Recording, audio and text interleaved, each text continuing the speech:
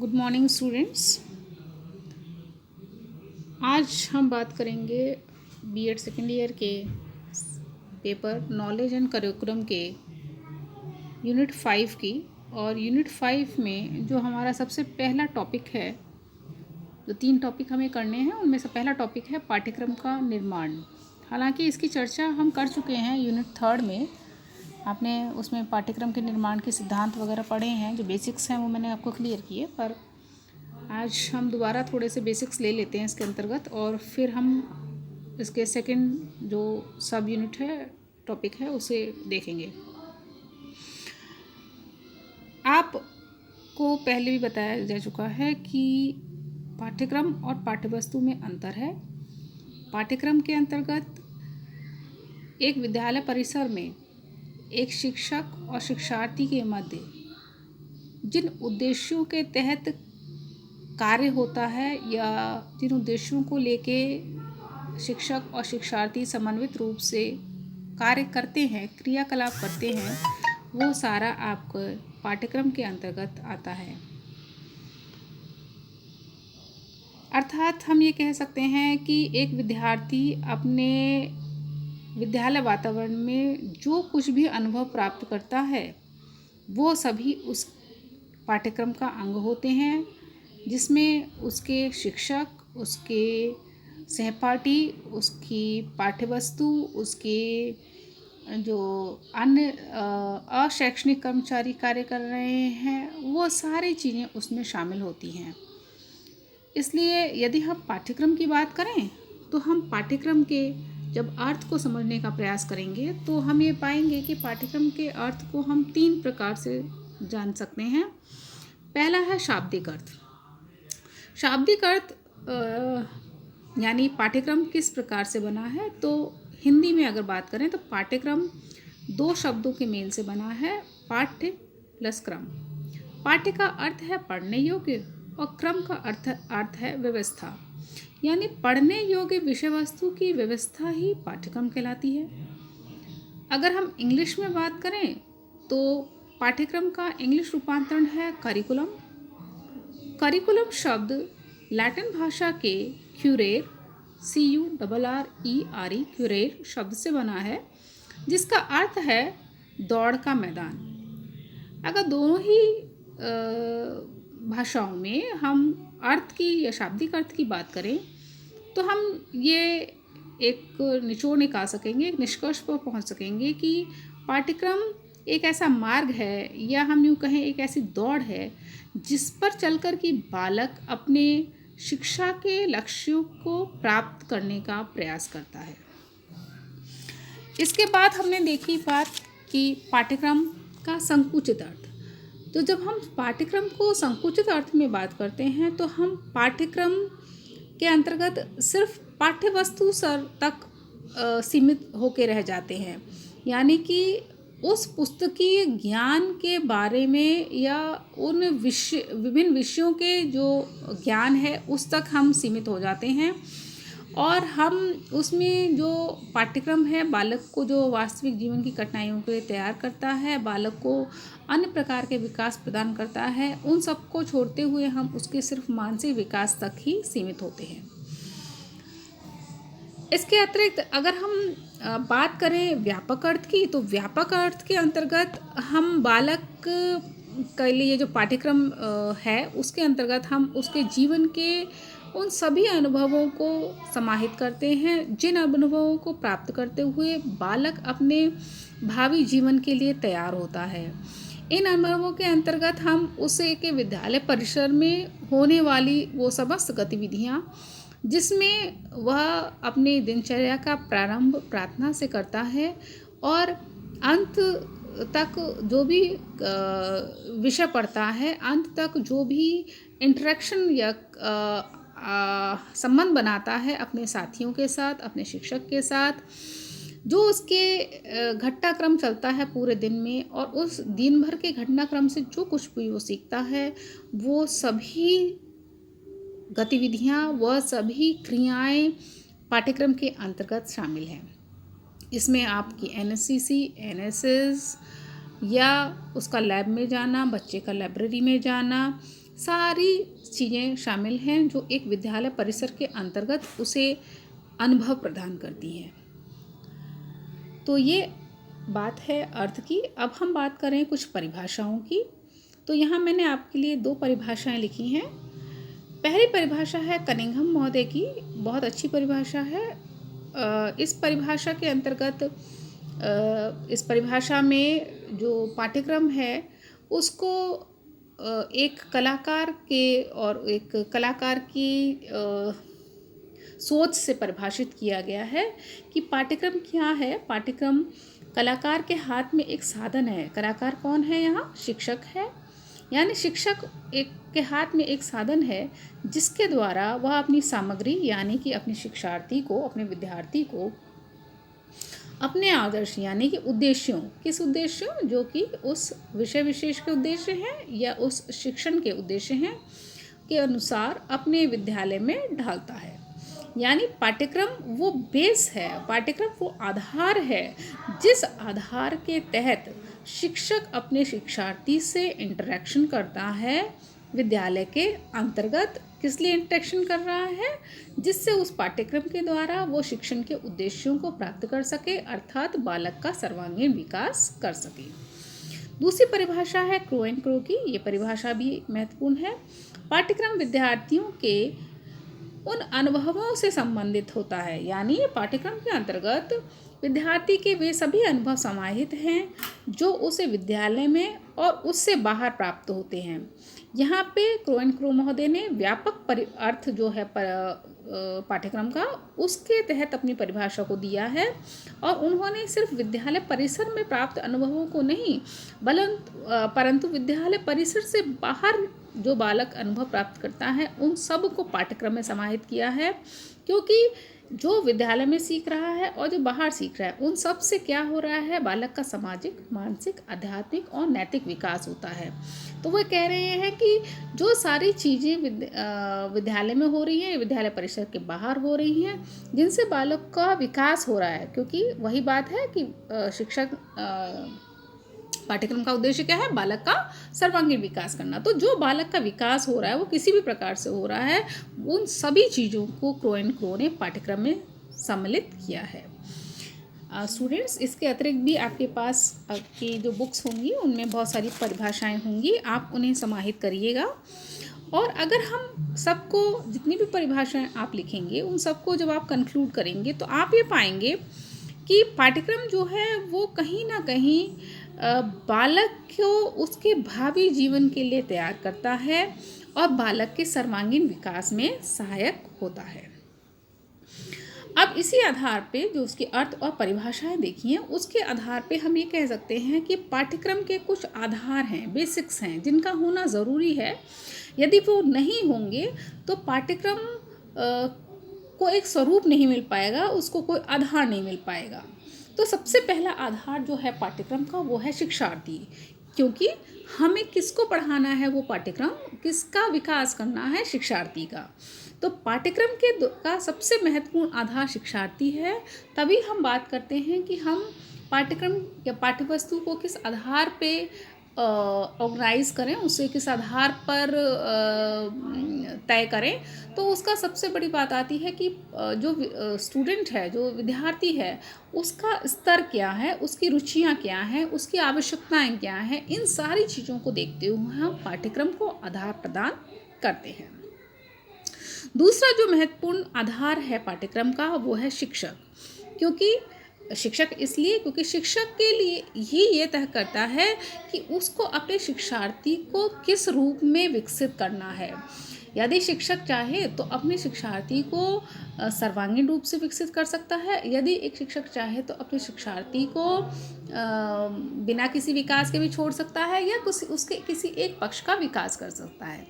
जैसे कि अगर हम बात करें कि कोई शिक्षक ऐसा है जिसे ये खुद स्वयं को ही ज्ञात नहीं है कि उसके जो पाठ्यक्रम है उसमें किन तथ्यों को छुपाया गया है या जो विषय वस्तु वो पढ़ा रहा है उस विषय वस्तु को के द्वारा वो किस प्रकार से अपने विद्यार्थियों का सर्वांगीण विकास कर सके, यदि उसे ये नहीं पता है तो शिक्षक कहीं ना कहीं विद्यार्थी के लिए एक अभिशाप बन जाएगा, एक उसके विकास को पूर्ण नहीं कर पाएगा, जिसका नुकसान अंततः शिक्षार्थी को उठाना पड़ेगा। तीसरी अगर हम बात करें तो तीसरा जो आधार है वो है समाज, क्योंकि कोई भी समाज, चाहे वो भारतीय समाज है, चाहे वो यूरोपीय समाज है, चाहे वो एशियन समाज है, किसी भी जगह विशेष का जो समाज है, या हम यूँ कहें किसी भी राष्ट्र विशेष का जो समाज है, वो वहाँ के पाठ्यक्रम को आधार प्रदान करता है, क्योंकि एक राष्ट्र ही तय करता है कि उसके भावी विद्यार्थी किस क्षेत्र में आगे निकलें, जिससे कि उस राष्ट्र का विकास हो सके। आप देखिए बचपन में ही अगर हम छोटे आधार पे उदाहरण लें तो हम ये पाएंगे बचपन में ही घर परिवार के अंतर्गत ही बच्चे से छोटे में कहा जाता है कि डॉक्टर बनेगा, ये बनेगा। तो क्या है कि वो जो समाज है, वो जो माता पिता हैं, वो जो घर के सदस्य हैं, वो उसे आधार प्रदान कर रहे हैं उसके भावी विकास के लिए। तो इसी प्रकार से पूरा समाज मिलकर के ये बात तय करता है कि हमें अपने आने वाले विद्यार्थियों को किस रूप में देखना है। तो इसी आधार पे समय समय पे पाठ्यक्रम का विकास किया जाता है और पाठ्यक्रम में परिवर्तन भी किया जा सकता है। सबसे अच्छा उदाहरण है आपका अपना बीएड का पाठ्यक्रम, जो कि समाज की आवश्यकता या समाज की मांग के अनुसार उसको पुनः निर्मित किया गया, 1 वर्ष से 2 वर्षीय किया गया। नेक्स्ट जो पाठ्यक्रम को आधार प्रदान करता है वो है दर्शन। दर्शन यानी विचार, यानी सोच। किसकी सोच?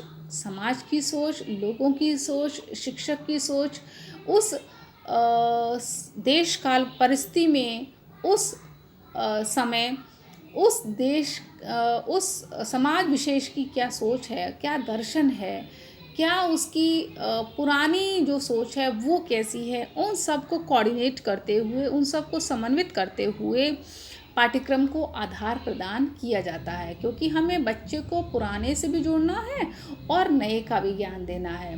तो क्या दर्शन है, ये बहुत महत्वपूर्ण है, पाठ्यक्रम को बनाते समय ध्यान रखने योग्य है। और लास्ट बात करें विषय, यानी हमें ये तय करना पड़ेगा किस विषय के अंतर्गत हम बालकों को क्या पढ़ाएंगे, और किस वो तो शिक्षार्थी के अंतर्गत आ ही जाएगा कि किस स्तर के बालकों को पढ़ाना है। तो क्या क्या चीज़ें ऐसी हैं जिन्हें हम गणित विषय में पढ़ाएंगे, क्या क्या चीज़ें ऐसी हैं, क्या क्या तथ्य ऐसे हैं जिन्हें हम विज्ञान में पढ़ाएंगे, क्या उनसे तथ्य ऐसे हैं जिन्हें हम भूगोल में पढ़ाएंगे। तो ये सारी चीज़ें भी पाठ्यक्रम को आधार प्रदान करती हैं, क्योंकि समाज में नित नए परिवर्तन हो रहे हैं, ज्ञान का भंडार निरंतर बढ़ रहा है।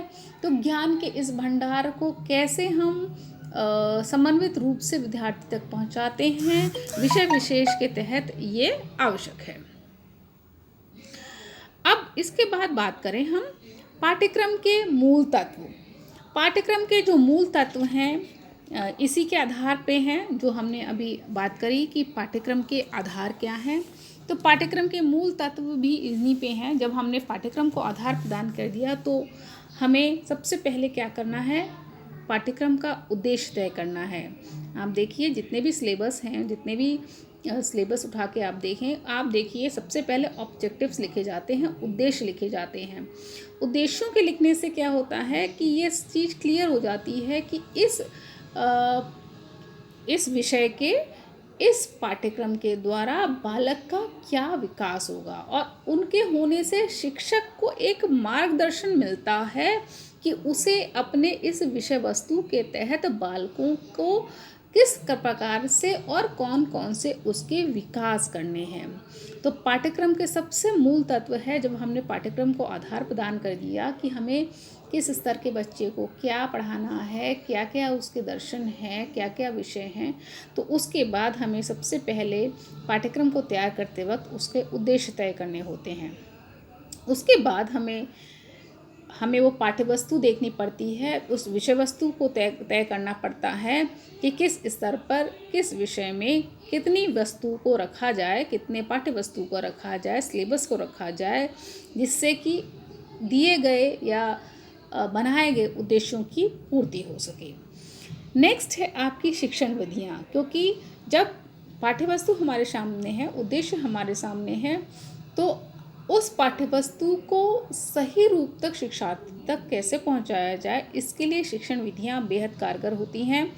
आप जब शिक्षण विधियां पढ़ रहे हैं, आप पढ़ भी चुके हैं, तो आप ये देखते हो कि किस प्रकार से हम विभिन्न प्रकार की शिक्षण विधियों के द्वारा बालक के विभिन्न प्रकार के विकास को संभव कर सकते हैं। इसमें कोई दो राय नहीं है कि जब हम शिक्षण विधियों को अपनाते हैं तो कोई किसी शिक्षण विधि में शिक्षक पर जोर आता है, किसी शिक्षण विधि में शिक्षार्थी पर जोर आता है, परंतु अंततः वो उस उद्देश्य को पूर्ण करती हैं जो उस विषय विशेष का होता है। तो शिक्षण विधियों का पता होना और शिक्षण विधियों का विषय वस्तु के साथ कोऑर्डिनेट करना, उनको समन्वित करना भी आवश्यक है। और लास्ट जो मूल तत्व है वो है मूल्यांकन। मूल्यांकन किसका करना है? विद्यार्थी का करना है। किस संदर्भ में करना है? उद्देश्यों के संदर्भ में करना है। तो जो पाठ्यक्रम है उसका सबसे मूल तत्व है मूल्यांकन, क्योंकि अगर हम बच्चे को उद्देश्यों के निर्धारण के बाद पाठ्यवस्तु दे रहे हैं, अच्छी शिक्षण विधियाँ दे रहे हैं, तो क्या उन उद्देश्यों को प्राप्त किया गया कि नहीं। अगर उद्देश्यों को प्राप्त नहीं किया गया है या नहीं कर पाए हैं, विद्यार्थी का विकास नहीं हो रहा है, तो सारा पाठ्यक्रम हमारे लिए एक तरह से कहें कि यूज़लेस हो जाएगा, उसका कोई हमारे लिए अर्थ नहीं रहेगा। तो ये है आपके पाठ्यक्रम के मूल तत्व। अब हम बात करें पाठ्यक्रम निर्माण की प्रक्रिया।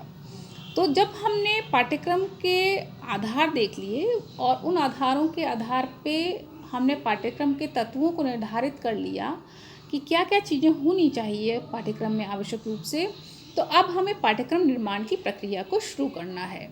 जब पाठ्यक्रम निर्माण की प्रक्रिया को शुरू करना है तो सबसे पहली बात जो हमने पाठ्यक्रम के आधार में देखी थी कि शिक्षार्थी यानी कि छात्रों की आवश्यकता और छात्रों की रुचियाँ। तो ये पाठ्यक्रम निर्माण में सबसे पहले जो देखा जाएगा वो है विद्यार्थियों की क्या आवश्यकता है और उनकी क्या रुचियां हैं। दोनों चीज़ों को ध्यान में रखते हुए हमें पाठ्यक्रम निर्माण को प्रारंभ करना होगा। इसके बाद जो बात है वो है शिक्षण विधियों की। तो क्या क्या शिक्षण विधियां हैं जो उस पाठ्यक्रम या उस विषय वस्तु विशेष के तहत लागू की जा सकती हैं या उनके द्वारा बालक को सही रूप में ज्ञान प्रदान किया जा सकता है, इनका भी तय होना पहले से ही आवश्यक है। आप देखिए छोटे बच्चों की बुक्स में कुछ थ्योरी दी होती है और थ्योरी के बाद कुछ एक्टिविटीज़ का दिया होता है, कुछ उनको क्रियाएं दी होती हैं। क्यों? क्योंकि हमें विद्यार्थी को सिर्फ सैद्धांतिक नहीं व्यवहारिक ज्ञान भी देना है। तो उसको एक जो व्याख्यान विधि है या उसको जो समझाने की विधि है उसके बाद उसको थोड़ा सक्रिय भी किया जाता है और जिससे उसका ज्ञान स्थायी हो सके, तो वो उन एक्टिविटीज़ को भी उसमें शामिल किया जाता है। तो अब शिक्षक को क्या चाहिए? शिक्षक को चाहिए उन शिक्षण विधियों को पालन करना जिनके द्वारा कि वह विद्यार्थी का सही रूप से विकास कर सके या विद्यार्थी विद्यार्थी के अंदर वो विकास करते हुए उन शिक्षण के उद्देश्यों की पूर्ति कर सके। इसके बाद जो बात करेंगे पाठ्यक्रम निर्माण की प्रक्रिया में वो है समाज की आवश्यकता। क्योंकि समाज आधार है, तो समाज की क्या आवश्यकता है इसका भी पाठ्यक्रम निर्माण में ध्यान रखा जाना चाहिए। अगर समाज बात कर रहा है नैतिक मूल्यों की, तो नेचुरल बात है कि पाठ्यक्रम में इस प्रकार के विषयों को, इस प्रकार की चीज़ों को रखा जाना चाहिए जिससे कि बालक का नैतिक विकास होगा। अगर समाज बात कर रहा है बालक के टेक्नोलॉजिकल एडवांसमेंट की, तो नेचुरल बात है कि तकनीकी विकास के लिए पाठ्यक्रम के अंतर्गत हमें बालक को कंप्यूटर्स या अन्य चीज़ों का ज्ञान देना पड़ेगा। तो समाज की जो आवश्यकता है वो बहुत सारी चीज़ें पाठ्यक्रम निर्माण के वक्त ध्यान रखनी पड़ती हैं। और हम उदाहरण ले सकते हैं हिटलर का, मुसोलिनी का, जिन्होंने देखा कि हमारे समाज को आवश्यकता है राष्ट्रभक्तों की, तो उन्होंने उस प्रकार से अपने बच्चों को या अपने जो नागरिक हैं उनको तैयार किया। अगर हम बात करें शिवाजी की माता की, तो उन्होंने जो उनको लगा कि इस समय समाज की आवश्यकता है कि एक ऐसा नेता हो जो उनके मराठा समाज को बचा सके, तो उन्होंने समाज की आवश्यकता को ध्यान में रखते हुए अपने पुत्र यानी शिवाजी को उस रूप में तैयार किया। तो समाज की जो आवश्यकता है वो भी कहीं ना कहीं पाठ्यक्रम का निर्माण में की प्रक्रिया में महत्वपूर्ण भूमिका निभाती है। नेक्स्ट जो है वो है शैक्षिक लक्ष्य एवं उद्देश्य।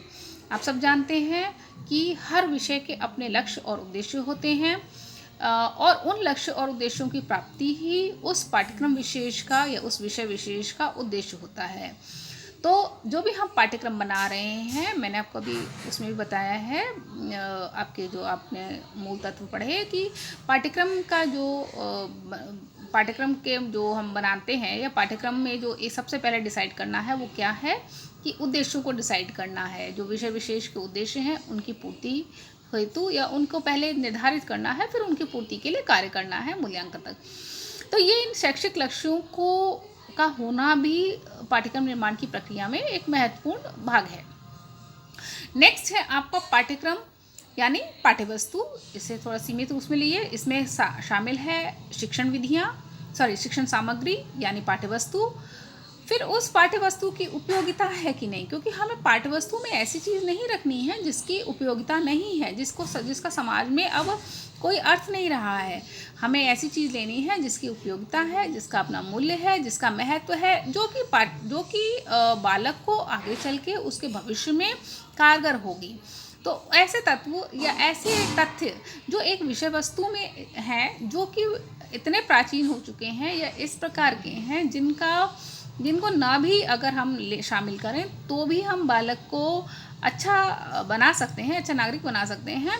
तो हमें इस बात का ध्यान रखना है कि हम पाठ्यवस्तु में उन्हीं चीज़ों को शामिल करें जो कि उपयोगी हैं, जिनका मूल्य है और जिनका महत्व है। इसके अतिरिक्त जो आपके पाठ्यक्रम निर्माण की प्रक्रिया में सबसे महत्वपूर्ण कार्य करता है वो है राष्ट्रीय व राज्यीय शिक्षा नीतियाँ। यानी जैसे समय समय पे आप देख रहे हैं डिफरेंट कमीशंस आते हैं, डिफरेंट आपके नेशनल पॉलिसीज़ बन रही हैं। तो ये जो कमीशंस आ रहे हैं और इन कमीशंस के रिकमेंडेशंस पे जो पॉलिसीज़ बनती हैं, इन सब का भी पाठ्यक्रम निर्माण की प्रक्रिया में महत्वपूर्ण योगदान है। जो अभी आपकी आया है नेशनल करिकुलम फ्रेमवर्क 2020 का, तो आप ये देख रहे हैं कि उसमें क्या हो रहा है कि नए तरीके से पाठ्यक्रम निर्माण की बात की जा रही है और नए आधारों पर डिग्री प्रदान करने की बात की जा रही है। तो ये सारी जो राष्ट्रीय और राज्य की जो शिक्षा नीतियाँ हैं जो समय समय पे रिकमेंडेड होती हैं, ये भी हमारे पाठ्यक्रम निर्माण की प्रक्रिया में महत्वपूर्ण भूमिका निभाती हैं। तो स्टूडेंट्स, ये था आपका पाठ्यक्रम निर्माण की प्रक्रिया के संदर्भ में, पाठ्यक्रम निर्माण के संदर्भ में जो बेसिक्स हैं।